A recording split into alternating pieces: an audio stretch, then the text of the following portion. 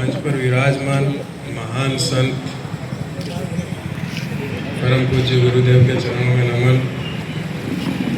और बहुत कम समय में यहाँ पे पधार है। 2-3 दिन का समय था।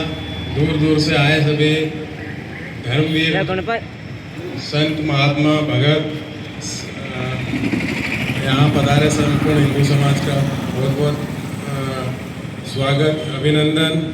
ये इमरजेंसी जैसा यहाँ पे एक मैसेज मिला था कि बहुत समय से यहाँ मतलब दशकों से भगत समाज धीरे धीरे जन जागृति कर रहा था हमारे धर्म के लिए, कुरीतियों के खिलाफ। ऐसा करते करते फिर धीरे धीरे समाज में देखा गया कि धर्मांतरण करवाया जा रहा है। हमारे धर्म से अलग करके हमारे ही धर्म के खिलाफ अपने ही हिंदू को ईसाई बना के उनको यहाँ धर्मांतरित किया जा रहा था।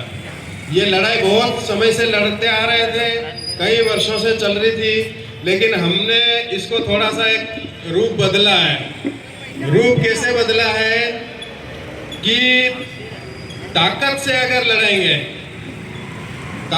अगर लड़ेंगे तो इसमें मुस्लिम ईसाई इनका ही फायदा होता है, क्योंकि झगड़े का केस बनेगा और 10 कार्यकर्ताओं पे आमने सामने एफआईआर होगी तो कार्यकर्ता घर बैठ जाएगा। तो किसी भी समस्या का एक हल होता है। इस धर्मांतरण का हमने हम पढ़े लिखे हैं, पढ़ाई करी, कानून की किताबें पढ़ी, संविधान की किताबें पढ़ी। उसके बाद में इस समस्या का एक हल निकला। यहाँ के पुलिस प्रशासन से भी हमने जो आरटीआई कानून है उसके तहत जानकारी इकट्ठा करी। 2-3 साल तक हमने तैयारी करी। उसके बाद हमने पूरा कानून संविधान के साथ में, दस्तावेजों के साथ में पुलिस प्रशासन और सरकार के सामने प्रेस कॉन्फ्रेंस के माध्यम से एक बात रखी कि ये जो धर्मांतरण हो रहा है ये पूरा गैर कानूनी है, अवैध है, विधि विरुद्ध है। कैसे? क्योंकि भारत संविधान से चलता है, भारत देश, और यहाँ कानून व्यवस्था बना रखी है, न्यायिक व्यवस्था बना रखी है। कानून बना है मध्य प्रदेश में, मध्य प्रदेश सहित अन्य कई राज्यों में। उसमें लिखा गया है कि कोई भी व्यक्ति जब धर्मांतरित होता है, ईसाई बनता है या मुसलमान बनता है अपना हिंदू धर्म छोड़ के, तो उसको सबसे पहले जिला कलेक्टर, जिसको मजिस्ट्रेट बोला जाता है, मजिस्ट्रेट में जाएगा।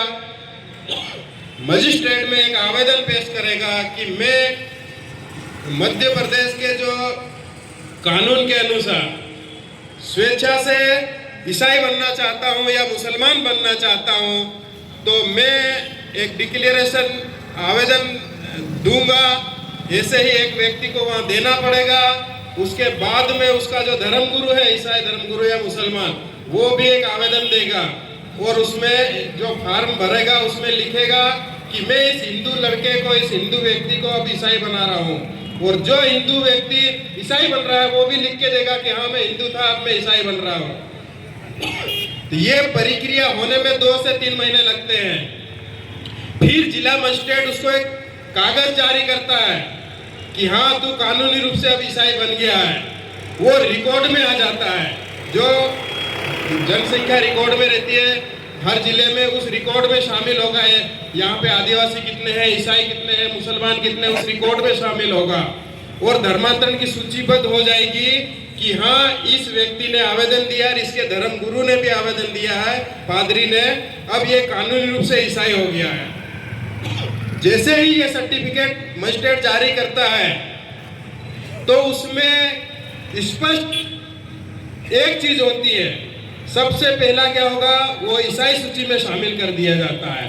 उसी वक्त उसको एसटी सूची से हटाया जाता है। ये ऑटोमेटिक प्रक्रिया है। जब आपको ईसाई का सर्टिफिकेट जारी होगा तो आपका एसटी का निरस्त होगा।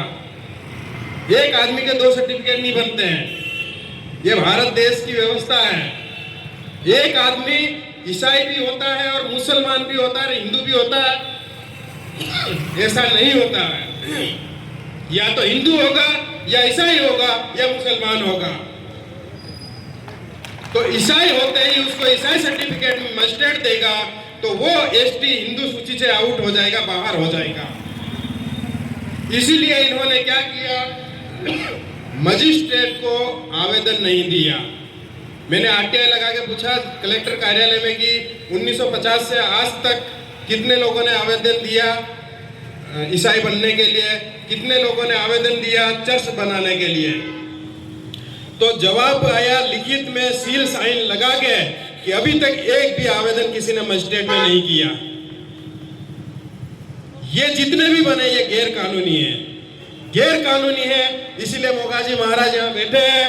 पागलवा में एक केस बना धर्मांतरण का, कोर्ट ने उसको 5 साल की सजा और 1.25 लाख जुर्माना ठोका। क्यों ठोका? गैर कानूनी ईसाई बनाया जा रहा था और खुद भी गैर कानूनी ईसाई था वो पादरी। ये जिले में जितने भी चर्च है, पादरी है, ये सब विधि विरुद्ध है। मेरे पास सारे दस्तावेज है, एक एक दस्तावेज मैंने प्रशासन में दिए हैं, सरकार में दिए, अब सुप्रीम कोर्ट में देने जाएंगे। हमारी लड़ाई कानूनी रूप से है।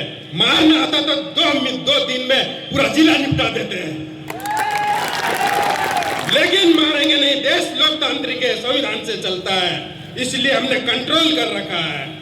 कोई बड़ी बात नहीं है किसी ईसाइयों को यहाँ से भगाना, लेकिन हम संविधान को मानते हैं, कानून को मानते हैं। इसीलिए हमने प्रशासन का रास्ता चुना, कोर्ट का रास्ता चुना और यहाँ आज तक 4-5 पादरियों को 5-5 साल की सजा करा दी। सारे चर्च यहाँ के गैर कानूनी है, सारे ईसाई गैर कानूनी है, सारे पादरी विधि विरुद्ध बने हैं। वो यहाँ जो पीटर खराड़ी है, डायसिस का बड़ा पादरी, फादर बोलते हैं, वो खराड़ी था।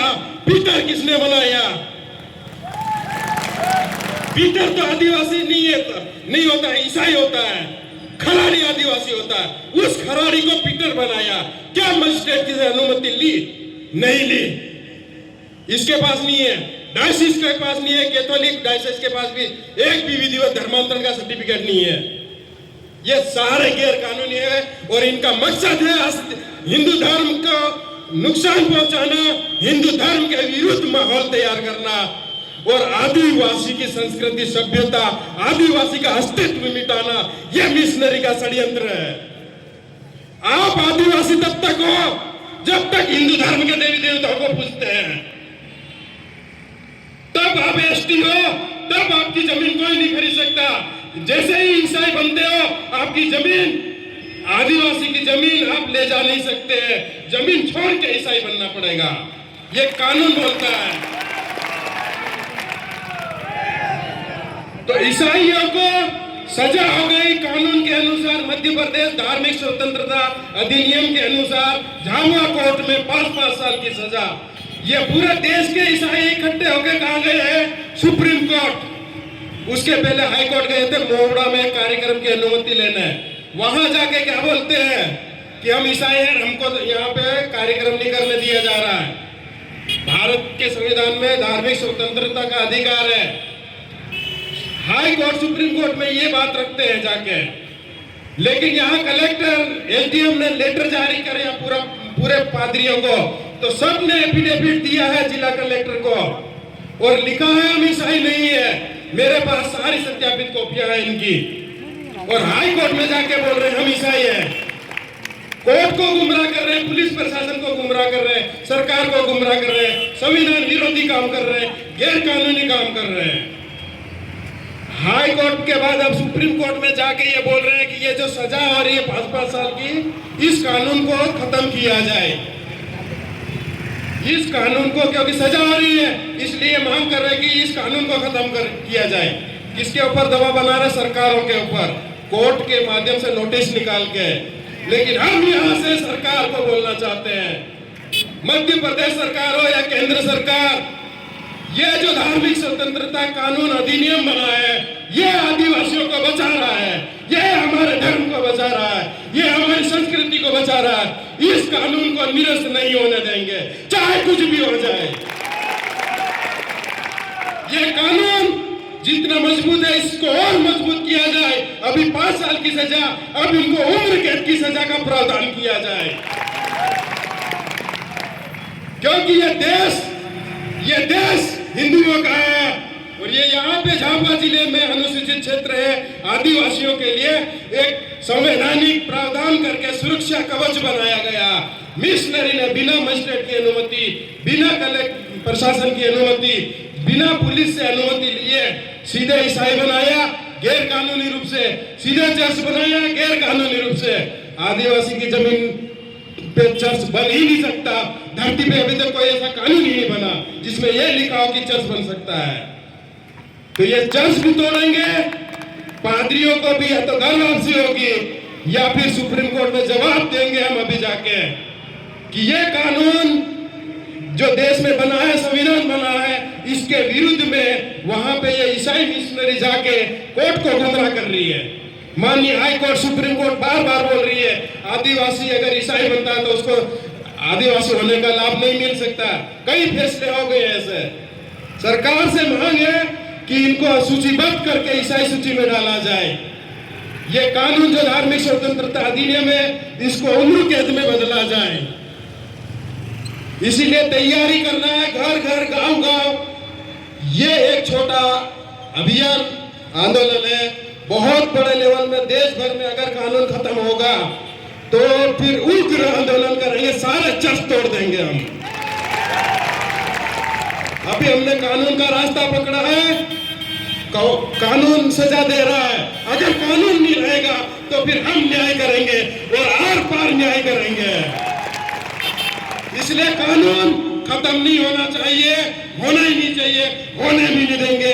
ये आदिवासी हितैषी कानून है, ये हमारे धर्म का हितैषी कानून है, इससे आदिवासियों की रक्षा हो रही है। ये मेन विषय था। इन्हीं शब्दों के साथ मैं अपनी वाणी को विराम देता हूँ। बहुत बहुत धन्यवाद। एक बार ऐसे नारे लगाओ कि फिर से हम जाग गए। 1-2 साल का गैप था लेकिन फिर से हम मैदान में आए हैं। हर हर महादेव, पूरी ताकत से हर हर महादेव, हर हर महादेव, हर हर महादेव। जय जय श्री राम, जय जय श्री राम। हिंदू को बटना नहीं है, किसी भी जाति का, उनको एकजुट होना पड़ेगा। लड़ाई अब अंतिम चरण में है। कोर्ट में जवाब देगी एमपी सरकार भी और हमको बुलाएंगे, हम भी देंगे। उसके बाद महाअभियान, महासंग्राम शुरू करेंगे झाबुआ जिले में, तय है। बहुत बहुत